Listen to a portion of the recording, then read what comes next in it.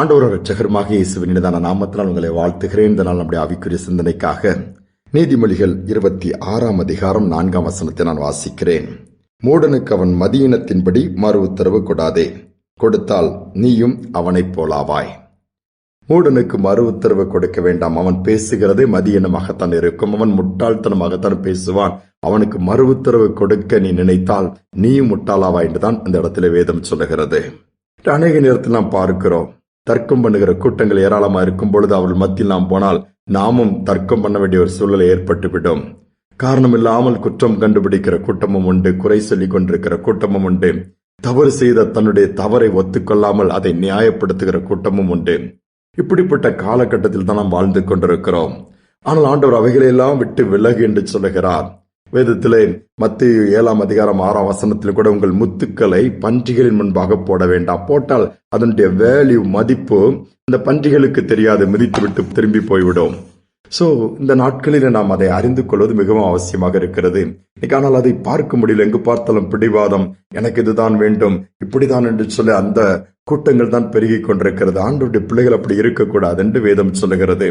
ஆண்டுடைய வார்த்தையின்படி ஆபிரகாம் போகும் பொழுது லோத்தும் கூட போகிறார். எல்லா விதத்திலும் ஆசீர்வாதம் பெருகுகிறது. ஆனால் ஆபிரகாமுடைய வேலைக்காரருக்கும் லோத்தின் வேலைக்காரருக்கும் அடிக்கடி சண்டை வருகிறது.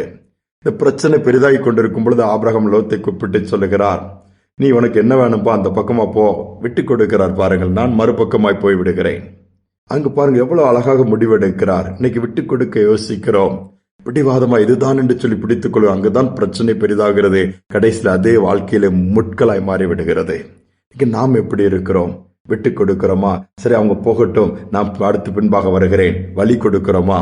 அநேக இடத்துல பார்க்கிறோம், வாகனம் ஓட்டும் பொழுது கூட ஒருவருக்கொருவர் விட்டு கொடுக்க மாட்டார்கள், வழி கொடுக்க மாட்டார்கள். என்ன எப்படி அவன் முந்தி போகலாம், எப்படி நான் கொடுப்பேன்? இல்லை. மதியினன் மூடன் அவனுக்கு நாம் மறு உத்தரவு கொடுத்தால் நாம முட்டாளாய் மாறிவிடுவோம். ஒரு காரியத்தை ஒரு புத்தகத்திலே வாசித்தேன். ஒரு குறுகலான பாதை, ஒருவர் தான் நடந்து போக முடியும். அதுல எதிரே ஒருவர் வந்தால் கூட சுவர் புறமாய் திரும்பி கொண்டால் தான் மற்றவர் போக முடியும். அதுல ஒரு நாள் 2 பேர் எதிரே வருகிறார்கள்.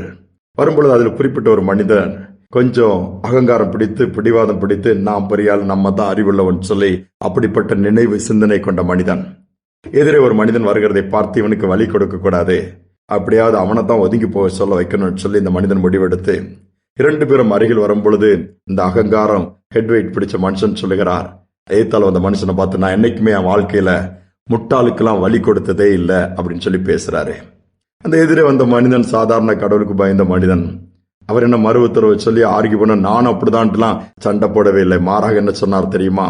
நான் அப்படி இல்லை, நான் அவங்களுக்கெல்லாம் வழி விட்டுருவேன் அப்படின்னாரா. அப்ப என்ன அர்த்தம்? நீ முட்டாளுக்கு நீ வழி விட மாட்டா, ஆனா நான் முட்டாளுகளுக்கு வழி விடுவேன்னு சொல்லி சுவர்புறமாய் ஒதுங்கி கொண்டாராம். இந்த வார்த்தையை சொன்ன மனுஷனுக்கு ரொம்ப துக்கமா போச்சு. ஐயோ, நாம தான் நினைச்சோம் அவனை முட்டாளாக்கிடலாம் பெரியாளான்னு சொல்லி, கடைசியில் நாமே முட்டாள் ஆயிட்டோன்னு சொல்லி வேதனையோடு கடந்து போனாராம். அநேக நேரம் நம்முடைய வாழ்க்கையிலும் அப்படித்தானே ஆகிவிடுகிறது. கொஞ்சம் சிந்திச்சு பார்ப்போம். ஆண்டவர் எவ்வளவு கிருபைகளை கொடுத்திருக்கிறார், நன்மைகளை கொடுத்திருக்கிறாரு. விட்டு கொடுப்போம், மற்றவர்களை மேன்மையாக நினைப்போம், நம் வழி கொடுப்போம். எல்லாவற்றிலும் கர்த்தர் நம்ம கீழே இறங்கி விட போவதில்லை, எதுவும் கெட்டு போவதில்லை. கர்த்தருடைய கரத்தில் நாம் இருக்கும் பொழுது அவர் நம்மை நடத்துவார், உயர்த்துவார். எனக்குரியது கிடைக்கல, எனக்குரிய சொத்துல கொடுக்கல, என் பொருள்ல கொடுக்கல, வேலையில எனக்கு உயர்வு கொடுக்காம என்னை பழி வாங்கிட்டாங்க, இதெல்லாம் தூக்கி ஓரமா வச்சுட்டு கர்த்தர் நம்ம கூட இருந்தார்னா நமக்கென்று நியமித்திருக்கிற ஆசீர்வாதத்தை யாரும் தொட முடியாது. நிச்சயமாக நம்முடைய கைக்கு அது வரும். இந்த நம்பிக்கையோடு ஆண்டவர் நோக்கி பார்ப்போம். ஜெபிப்போமா?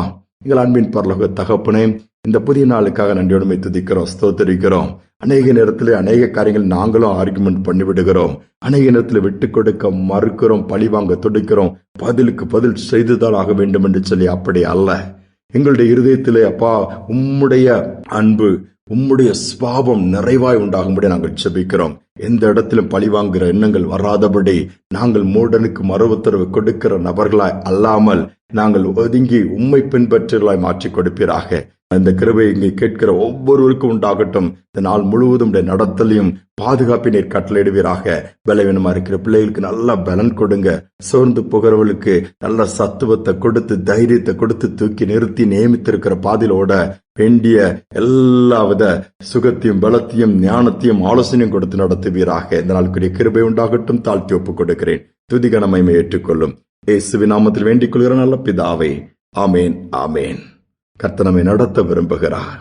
தர்க்கங்களையும் தேவையில்லாத காரியங்களில் இருக்கிற பிடிவாதங்களை விட்டுட்டு மூடனோடு கூட போராடுகிறதையும் விட்டுவிட்டு கர்த்தரை சார்ந்து கொள்வோம். இந்த சிந்தனையோடு இந்த நாளை தொடருவோம். மீண்டுமாய் நாளை தினம் சந்திப்போம்.